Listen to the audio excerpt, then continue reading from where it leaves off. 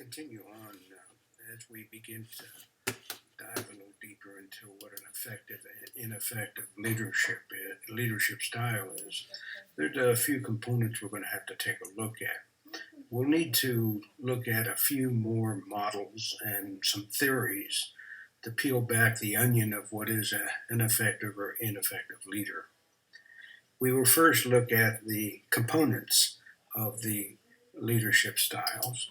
And we're in the process of building a thing called the tri-dimensional leadership effectiveness and ineffectiveness model. And basically what we're going to do is we're going to take the models that we've been using in the previous discussions to build a three-dimensional model with one that is effective and one that is ineffective, and try to understand the components that make them either effective or ineffective. And this particular model was developed by Hershey. It consists of several sub-models, and we'll need to look at those. And one of them happens to be a model called the contingency theory, and this is a model developed by Fielder. And basically, this contingency theory is based upon three components. Its first component would be the relationship between the leader and the follower or the member of the group. The second is the task structure of the work that needs to be performed.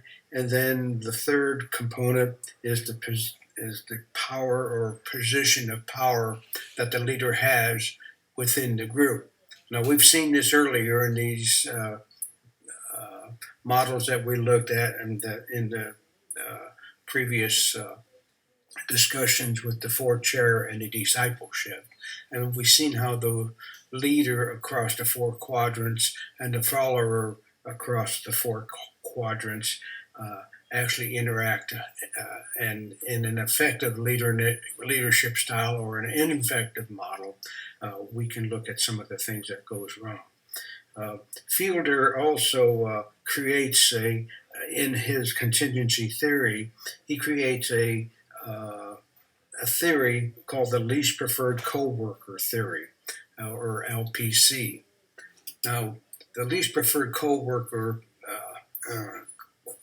LPC is a measurement, and it's based upon a survey that a particular group of people are given, and they're going to look at their coworkers and decide whether or not they're friendly or they're nice or they're cooperative.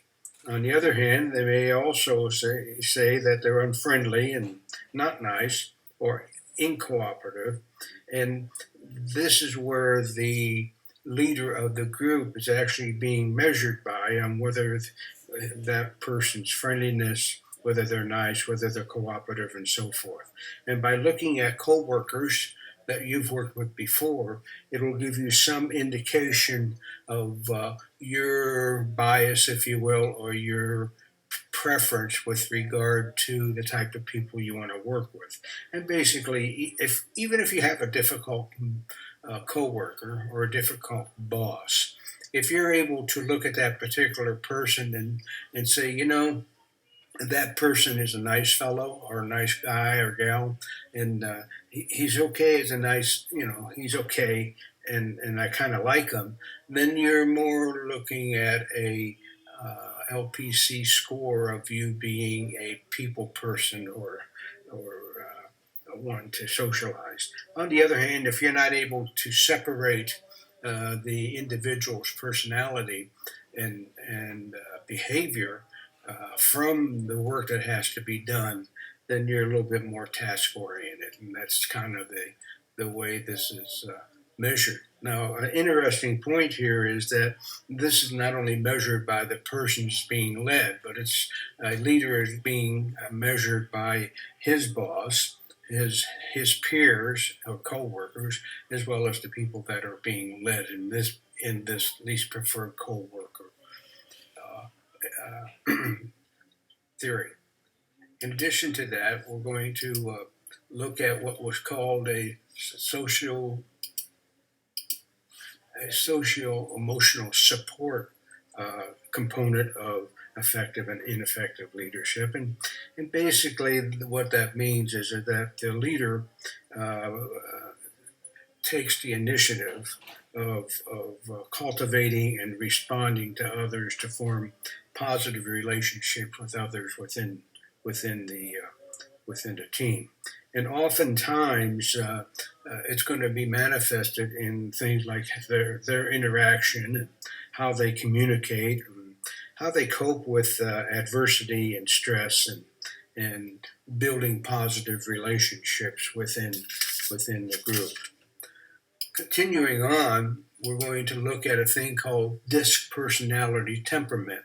Now, this disc is if you will, an understanding of your temperament and your styles of behavior with any given circumstance.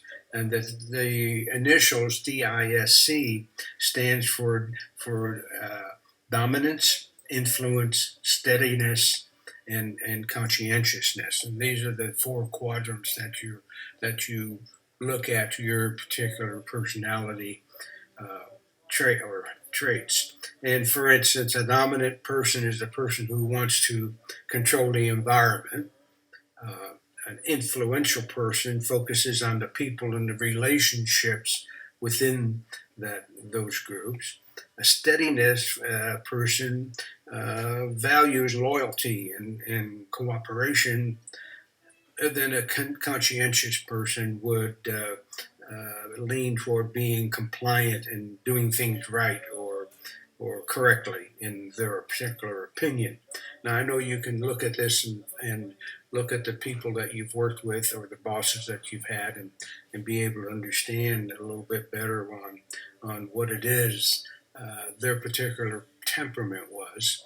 But the other thing that, along with temperament, is their particular basic style. Now, understand that this is a continuum of being totally one way or totally not the other. And as an example, if you have a dominant personality, if you're strongly dominant, then you're going to be assertive. Your particular style will be assertive.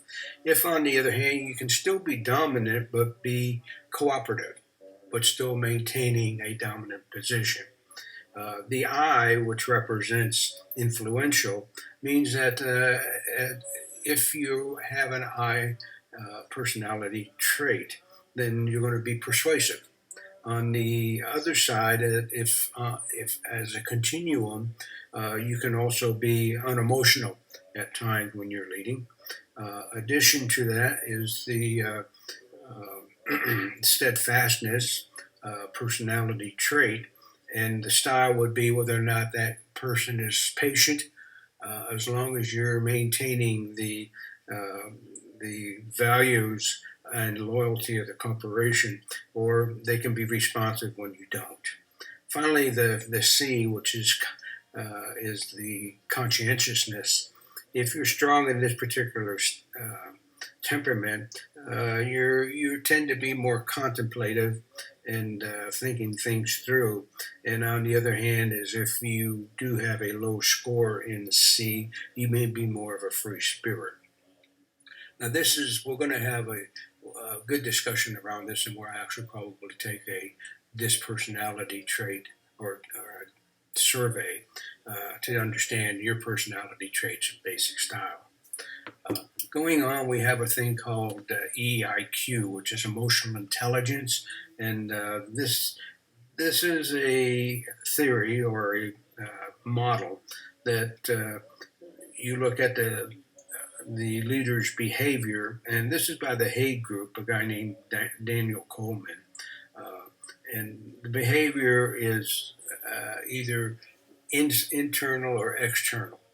You're going to have self-awareness, meaning that you're going to be aware or at least taking steps of understanding your self-awareness, emotional self-awareness, so that at any given time you can control whether you're angry or sad and how you reflect that. And it is predicated upon you having a accurate self-assessment of your awareness, and then generally you're self-confident under the self-awareness. These are positive things for you.